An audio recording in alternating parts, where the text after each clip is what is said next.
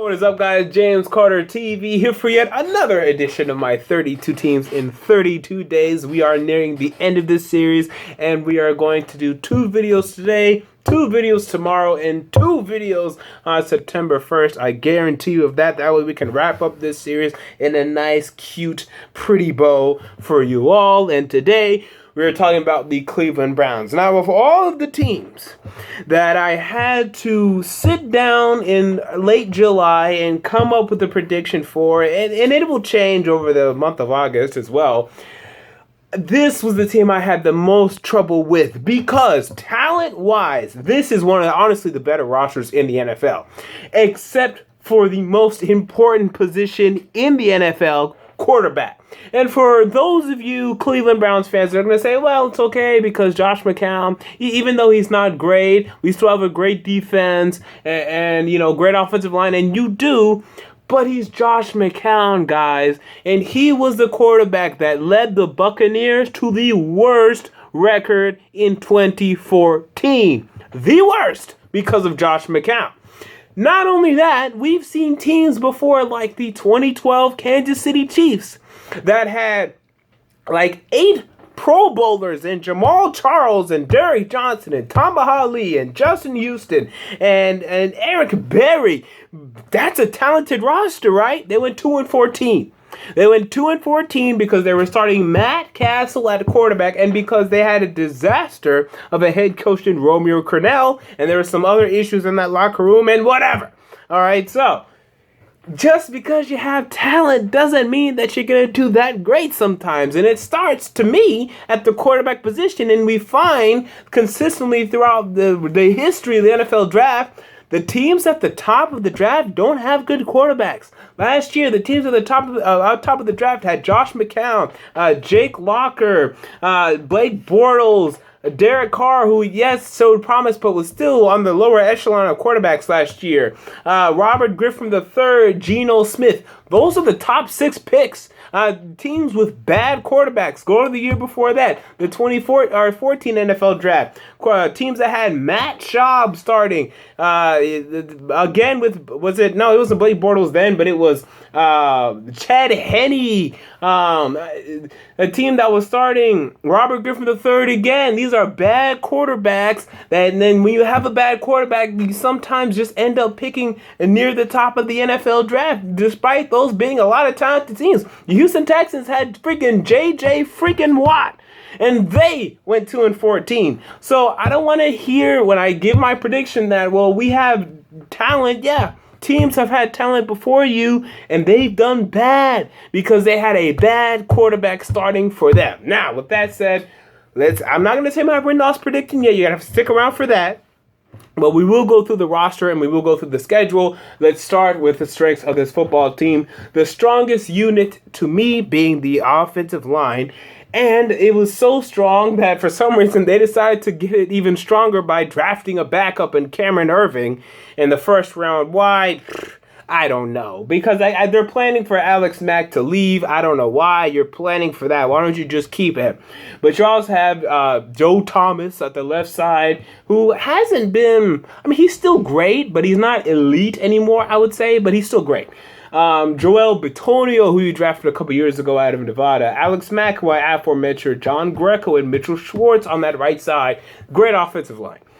Next strength for this football team, I would say, is your secondary. You signed Tramon Williams for the Green Bay Packers. You have Joe Hayden there, who didn't play that great in the first half of 2014, but found his stride once again at the end of 2014. So he's someone to look out for this year. Dante Whitner and Tashawn Gibson, being the great tandem of safeties back there for you.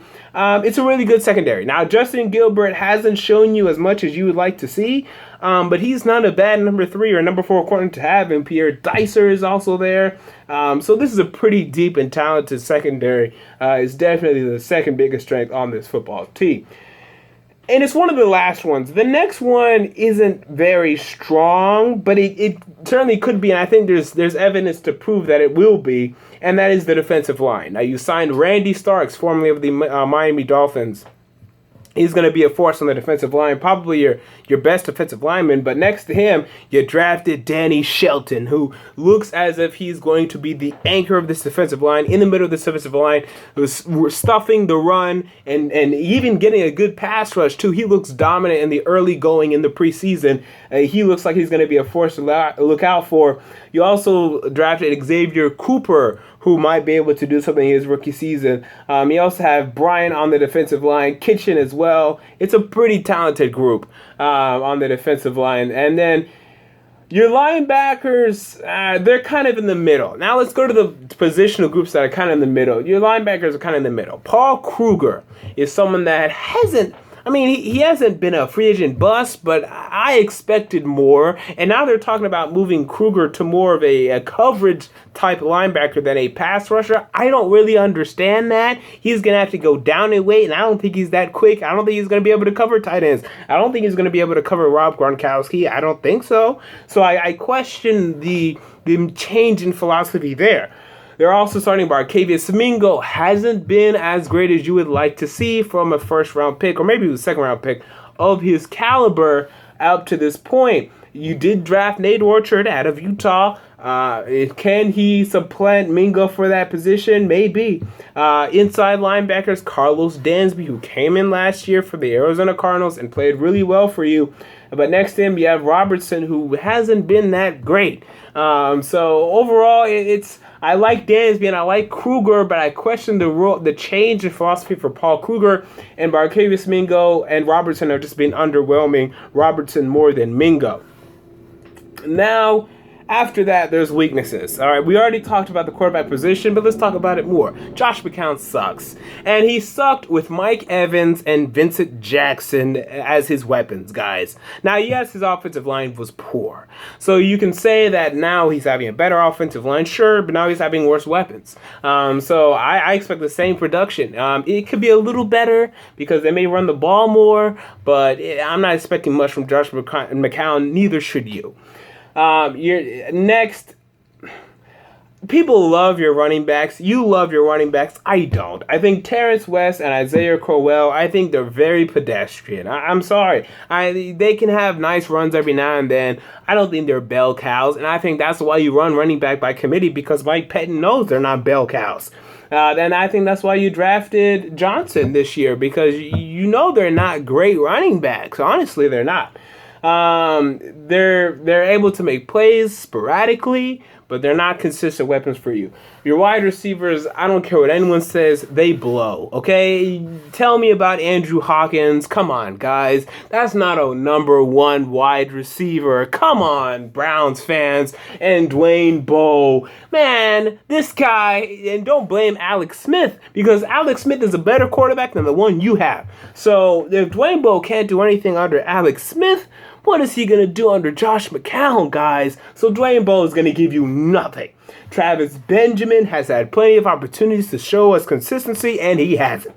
Brian Hartline, that's your best wide receiver, honestly, and that's not a very good one. He's a number 3 on a good team, you know? So your wide receivers are bad, and maybe that's a position you should have invested in. Not even maybe, it is. You should have invested in that over a backup center in Cameron Irving. Your tight ends blow. Rob Hausler and Barnage and Jim Dre, those are a bunch of nincompoops and baboons. They're not going to do anything this year.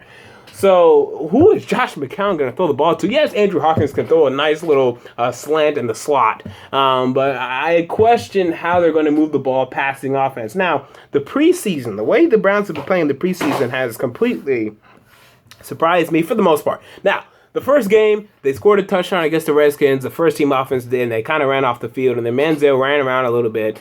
Okay, that's the Browns offense. Second game, the Browns offense pretty much sucked. Okay, that's what I'm expecting. The third game, they played well. So I don't know what to read from this team, but again, the Bucs aren't a great team, especially they're not a great defense. Now let's look at the Browns' schedule, and I'll try to make some sort of sense and make some sort of prediction for what these Cleveland Browns will do this year. Again, the Cleveland Browns find themselves in the AFC North.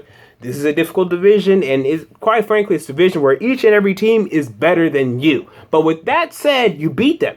Yeah, last year you beat the Steelers, you beat the Bengals, and I believe you beat the Ravens as well. So I think you went 3-3 in your division. So even though every team's better than you, they were better than you last year. They've been better than you for the past how many years, and they'll continue to be better than you for the foreseeable future. So maybe you'll be able to sneak some wins there. Okay, I can buy that. You're going up against the AFC West. You're hosting Oakland. You should beat them. You're going to San Diego. You'll lose that one. You're also going. You're hosting Denver. They'll beat you in Cleveland. I'm sorry, they will. And you're going to Kansas City. I think you'll lose there. So I think the AFC West gives you troubles. You face the NFC West. You go to Seattle. That's the biggest loss on the schedule. You guys also go to St. Louis. You can actually beat St. Louis there. I really don't like St. Louis, and I'll talk about that in one of my videos tomorrow. And you also host San Francisco. I don't know where San Francisco is going to be. This is by week 14. They could be one of the worst teams in the league. They could be one of the best teams in the league. Who knows? So that's really impossible to predict. You host Arizona. That's tough.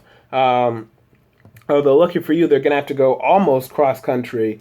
And then you also face two AFC teams in the form of the New York Jets, including at New York, which is week 1. And that's going to be tough, even with Ryan Fitzpatrick. Ryan Fitzpatrick, honestly, he's a better quarterback than the one you have. And their team is kind of mirroring yours, but they have better wide receivers than yours. So they're going to be an issue for you. And also, you guys also face an AFC team in the AFC South in my Tennessee Titans.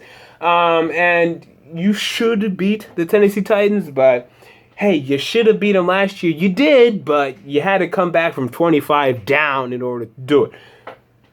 So, what is my prediction for the Cleveland Browns? Okay, best case scenario. Because I think this is going to be the widest range I've given for a team thus far.